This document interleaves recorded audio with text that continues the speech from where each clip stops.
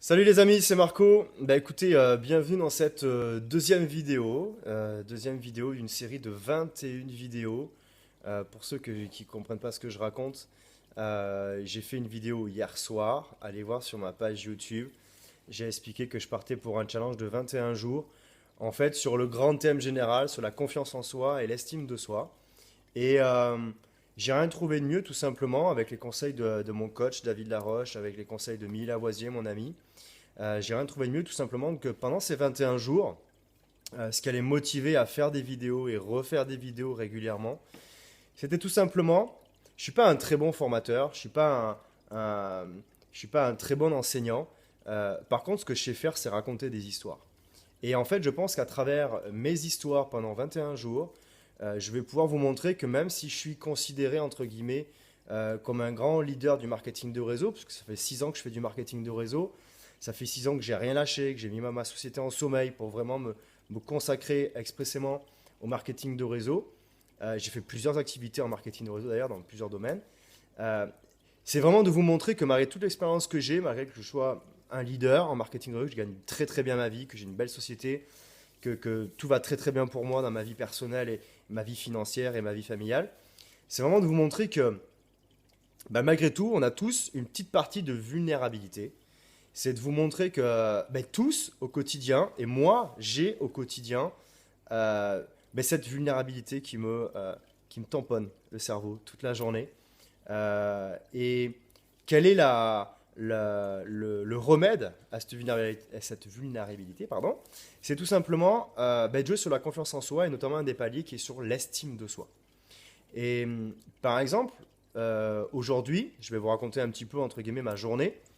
Ce qui s'est passé pour moi dans cette vie de chef d'entreprise, parce que mon vrai job en fait à la base, et encore aujourd'hui, malgré que je développe une super activité en marketing de réseau, en fait je développe, quand mes commissions arrivent, je développe une société qui s'appelle Kemotion. Ma société s'appelle Kemotion, je l'ai créée il y a plus de 3 ans maintenant. Emily m'a rejoint au sein de la société. Et en fait, Kemotion, c'est la lettre Q, point, E-M-O-T-I-O-N-E en espagnol. Kemotion S-A-R-L. Pourquoi qu'émotionne? Parce que ça veut dire quotient émotionnel. Quotient émotionnel, c'est quoi? C'est que j'ai eu une très belle formation d'un ami il y a 5 ans, un très très grand leader de marketing de réseau dans une compagnie de marketing de réseau, qui m'a fait une formation un jour en m'expliquant qu'il fallait un énorme quotient émotionnel dans sa tête, dans son esprit, dans son cœur, pour pouvoir vivre la vie d'un entrepreneur. Et 2 ans après, j'ai décidé de créer ma société et de l'appeler Kemotion. Quotient émotionnel. Q.émotion.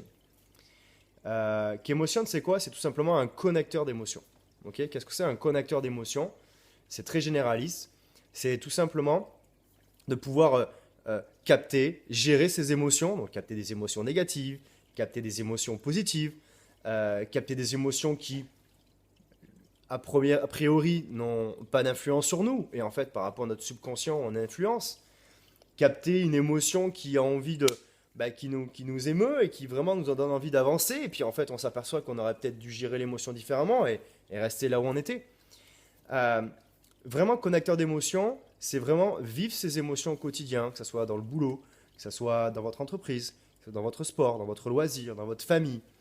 On est tout le temps en train de connecter nos émotions. Donc ma société Kemotion, connecteur d'émotions, pardon, on va parler espagnol tout le temps. C'est quoi tout simplement?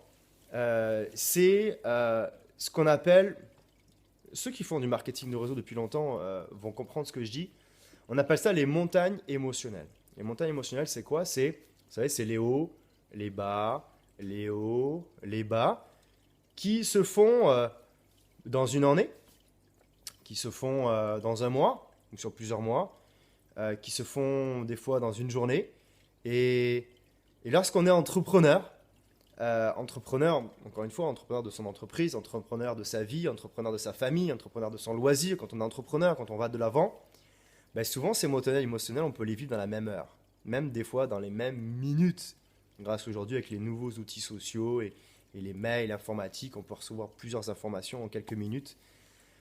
Et en fait, ce qui s'est passé pour moi aujourd'hui, par exemple, je vous raconte ma vie, hein, j'adore raconter des histoires, vous allez le voir à travers ces 21 jours, c'est que je me suis levé ce matin, avec un superbe planning. C'est que je devais passer 4 heures dans mes nouveaux locaux qu'on a sur ma région, sur Bergerac, dans un centre d'affaires que j'ai monté, qui représente Kemotion. 4 heures juste pour attendre un électricien qui devait juste remettre, donc connecter, me reconnecter, remettre l'électricité. Et ce qui s'est passé en fait, c'est qu'en fait, je me perçois que j'ai dit 2 fois en fait. Ça c'est magique quand je suis en train de faire des vidéos. Ça aussi c'est la vulnérabilité, c'est de s'apercevoir qu'on se répète. Ça c'est magique, mais le principal c'est d'en prendre conscience. Donc ce monsieur-là est venu là pendant vers 10h, 10h30. Et en attendant, ce qui s'est passé pendant les 4 heures où je ne devais pas forcément vivre d'émotion, juste rester là et attendre le monsieur, ce qui s'est passé en fait tout simplement, c'est que j'ai mon meilleur ami qui est venu, qui est aussi un de mes distributeurs, et on a dû faire face à des situations en haut, en bas, un distributeur qui vous appelle et qui me dit waouh, c'est super, j'ai fait telle chose et tout, c'est génial, j'ai un nouveau client, un nouveau distributeur, waouh, super. Et un deuxième qui vous appelle, qui vous dit waouh, mais moi j'ai un problème, j'ai le monde qui me tombe dessus et je ne peux pas faire telle action ou telle action. Et vous, il faut être impartial, il faut. Et donc je disais, je viens de vivre un superbe truc en direct, c'est qu'en fait tout simplement, c'est aussi les aléas des vidéos, c'est que j'ai en fait mon iPhone qui est rempli de vidéos. J'ai pensé à plein de choses, j'ai pensé à le mettre en mode avion, j'ai pensé à gérer pas mal de petits réglages et tout, mais je n'avais pas pensé que mon iPhone pouvait être rempli. Et là en fait ce qui est magique, c'est qu'en fait j'ai ma vidéo de 6 minutes, je pensais l'avoir perdue, et en fait non, je peux rajouter un extrait, donc ça c'est vraiment super. Donc j'étais en train de vous raconter en fait simplement ma journée. Et j'en étais en fait au fait que je sois à mon bureau, que j'ai un ami qui est venu, qu'on a eu des hauts et des bas par rapport au fait qu'un distributeur nous appelle pour un truc positif, un distributeur nous appelle pour un truc négatif.